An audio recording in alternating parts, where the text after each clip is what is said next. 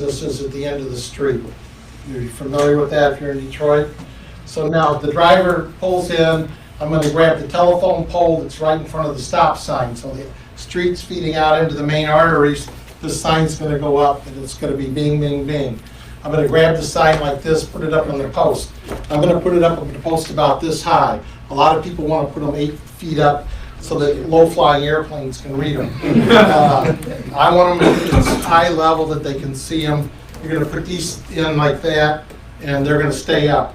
Notice the correlation. That's the grooves are this way. So when you order your signs, you want to make sure the correlation of the signs going this way. Otherwise, if you get it like this, it'll wrap around the pole with the wind. I had signs in Detroit that were 8 years later, I was getting phone calls on them, okay? So you want to get a phone number that's a Twilio phone number, or you want to go to Walmart and buy a throwaway phone. You want to put the phone number on it. And you probably want to use more than one set of phone numbers. Now, why do you want to do that? If you get nailed, what do you do with the cell phone?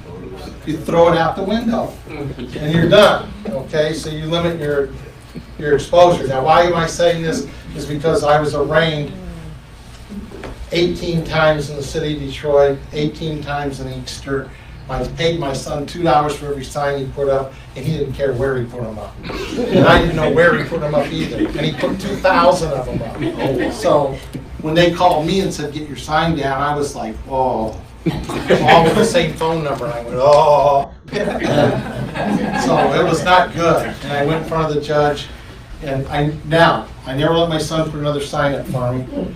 And I never ever had another problem after that because I put the signs where I didn't upset anybody.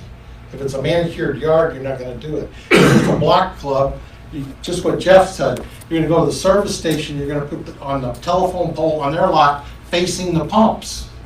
Because they got time to look. Go to the dollar store, you're going to put it on their telephone pole facing the dollar store.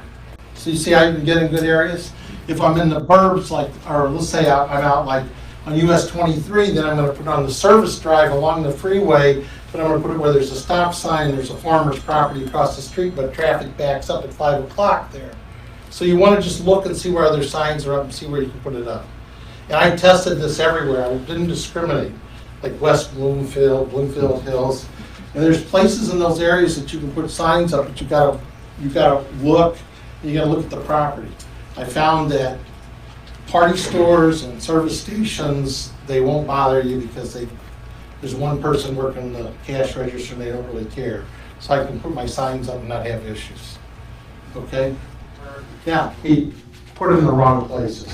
So the police called me and said, we're going to give you over the weekend to get your signs down, meaning I don't know where the signs were. And he even took, like if the house was boarded, like they put boards over the windows, he took big long nails and hammered them through the sign straight into the windows. So they then left the sign there so the people would know to call. So for the broken window. For the broken window, which I had to fix. Wow. So that was my experience with my son. But what it did, this is really important, it taught me where to put the signs. So here's the scoop. You don't put signs up on major arteries with high traffic because they can't read this. You got to keep your sign very simple. You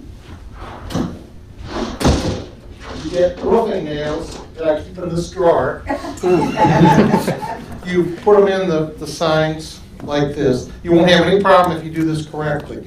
So you crisscross them.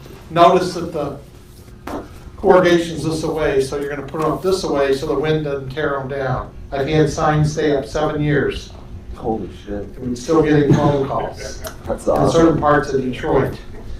So, and you get a Twilio number, or you go to Walmart and buy a throwaway phone.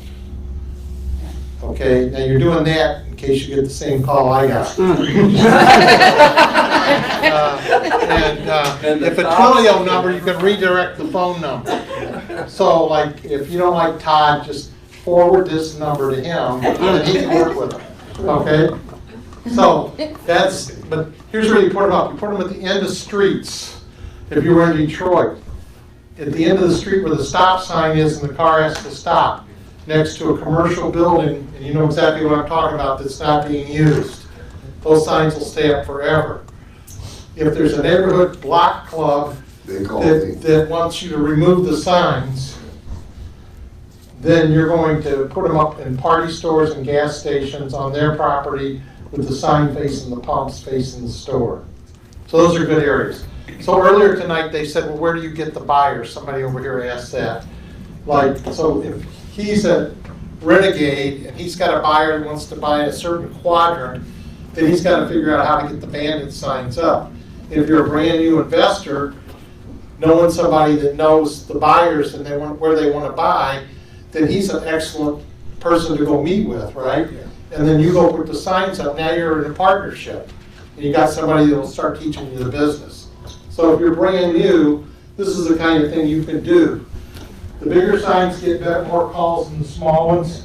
I won't use this anymore. Handwritten signs work good. And the black and yellow print's the best. This is 18 by 24. The cheapest place to get them is supercheapsigns.com.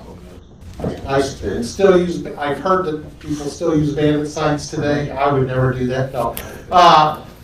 And you can put up 80 of these signs in about 2 hours if you're set up properly. Meaning you've got your nails pre-punched, signs in the back seat, you've got a driver, and you're hopping out of the car. And you're